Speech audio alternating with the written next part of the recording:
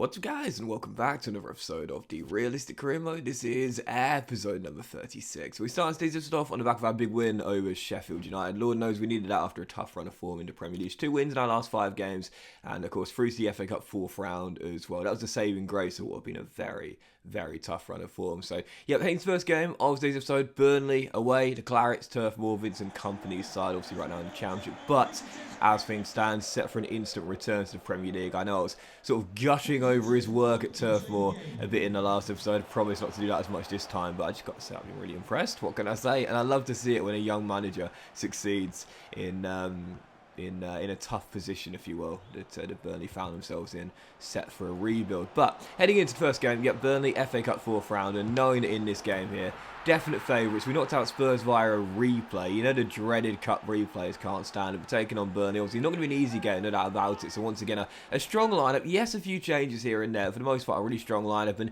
you would have noticed this, that, this year, and I say this year, I mean this FIFA year, I've been really strong with my lineups in FA Cup competitions. And it is kind of funny because in previous versions of FIFA, if you've been watching me for a while, you'll know that the cups for me, even the FA Cup, I mean, I used to just kind of throw the kids out, throw the resis out, and, unless we got to like a semi or possibly a quarter, you wouldn't really see a starter on the pitch, For the most part, it was my bench boys, my backup brigade, and the kids. Whereas now, I'm going with much stronger lineups here and taking the competition a lot more seriously. And to be fair, whilst we did get to the FA Cup semi-final in Season 1, and the League Cup final last year as well, this year, I would love to get to Wembley once again, but my main priority is still the Premier League. Taking to the game, we took the lead early for Amadou Onana, conceded a pretty unlucky goal, to be fair, for Burnley's equaliser. A pass just going astray, misplaced, and Burnley find their leveller.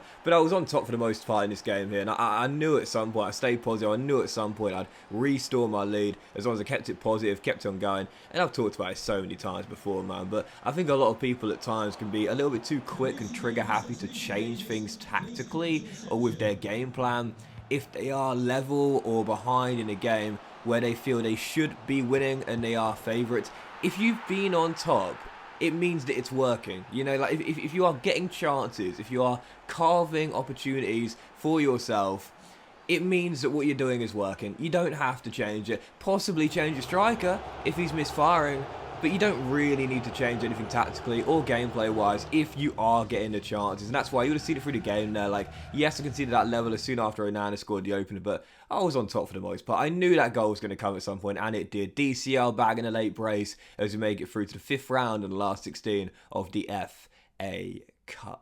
So, following the win, as you see, transfer deadline day comes around, £16 million to work with on deadline day. And once again, I tried to get Lewis Warrington to the MLS day. He's rejected a bid from Sounders and also Montreal as well. Trying to get him there, but right now he doesn't really want to go across the pond, if you will. But I did decide to make a couple of signings on deadline day, and the first was the former Atalanta wingback, who is still on the free agents list. And it's so funny because I had my eye on this guy in the summer. I saw he was available on a free transfer, and I was like, someone's going to pick him up. I might as well leave it. Obviously we got Patterson, back from his loan spell. He's been a first choice starter for us this year. Milan Van Uwijk, who came in last season, has been really good. And don't forget Matt Dockett, who's retiring at the end of the season, has also been a solid little third choice for us and a great dressing room presence. But Hans Hatteberger, the, again, former Atalanta man, with plenty of European experience, both Champions League and Europa League, released by the Italians, and no one picked him up. No one picked him up after 6 months, and I was like,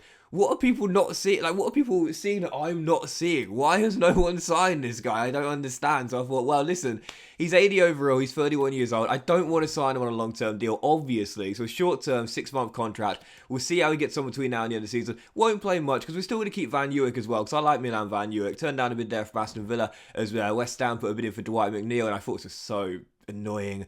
Why are you offering me Damari Gray, David Moyes? You signed him from me like 6 months ago. Why are you now trying to give him back to me for another one of my wingers? What are we doing, a merry-go-round? What, we're going to take Gray, you take McNeil, and then in 6 months' time in the summer, you offer me McNeil for Gray? Come on, man. I talked about the realism of the transfer market so many times.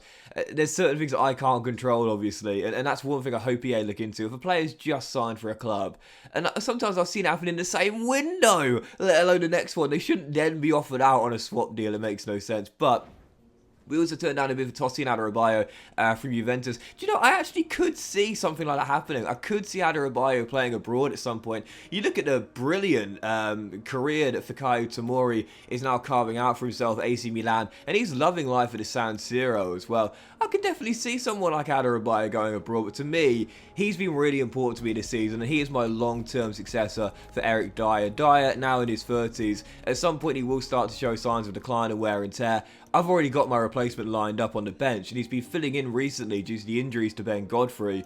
I like him a lot, man. Adarabioyo, despite being so tall at 6'5", he's very comfortable on the ball, and he's a great fit for this Everton team. So I turned it down and said, Tosin, listen, if we don't get the Champions League next year, I'll let you go. But right now, I need you if we are going to make the top 4. And I've made my final signing on deadline day as well. And he's a former Everton player as well, Jindřich Stanek, who I talked about very briefly quite a while ago now. Stanek is the Czech Republic goalkeeper right now, Victoria Plzeň. The game has moved on to Fiorentina, but I have to be honest here, and I'm going to talk about this very briefly before the second game, but Stanek comes in 30.5 mil.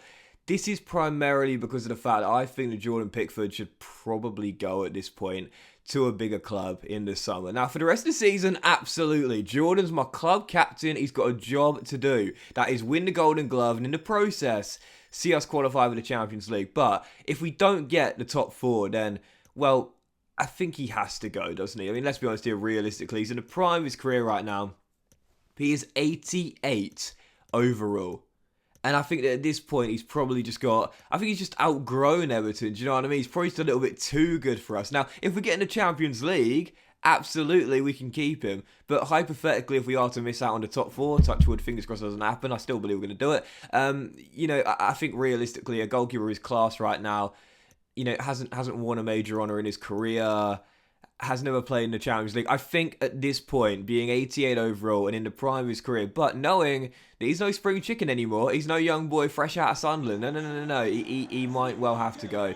And yeah, for myself, I think Stanek coming back, you know, obviously Stanek spent I think 3 years in Everton's academy before leaving. Now Victoria Plzeň.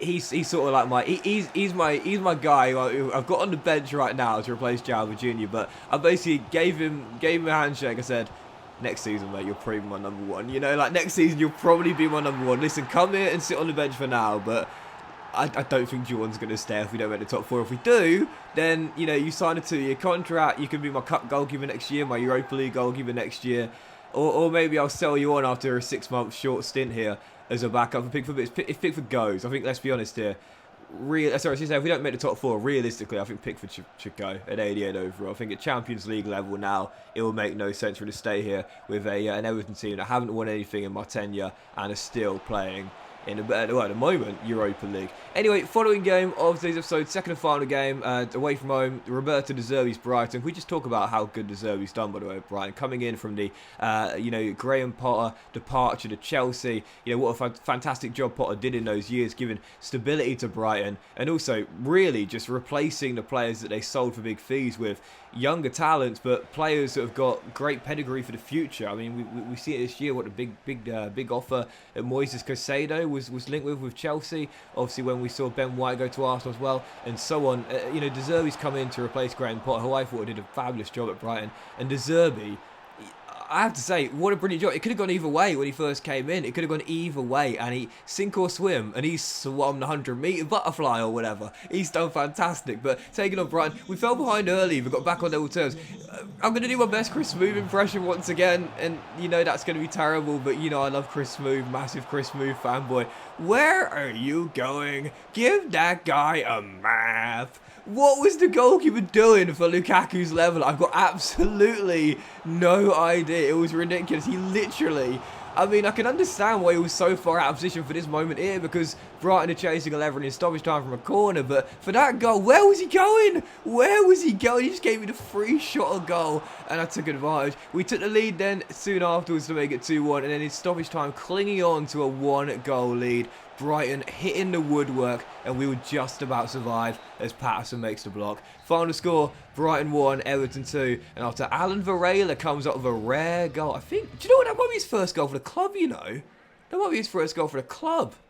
Certainly hasn't got many more, but he's got one there, and he's won us again. Yep, Brighton 1, Everton 2. We win it courtesy of Varela. Very tough game there, but came from behind to win it. And if we are to finish in the top 4, that's what we've got to do. Show signs of resilience, and even when we fall behind, come back to win it. We do there, and it's nice to know after 3 straight wins for Everton, you'll see the table now. We're up to 4th place. Yep, back in the top 4, but again, it's so tight. Just 5 points separating 3rd to 7th. 14 games to go. It's still anyone's guess as to who will be playing Champions League football next season. Well, in today's episode of the Realistic Career, guys, big thank you for watching. Hope you have enjoyed. If you had a feature like, much love to you all. Have a fantastic day. I want to see you for next episode on the Realistic Career Mode very soon.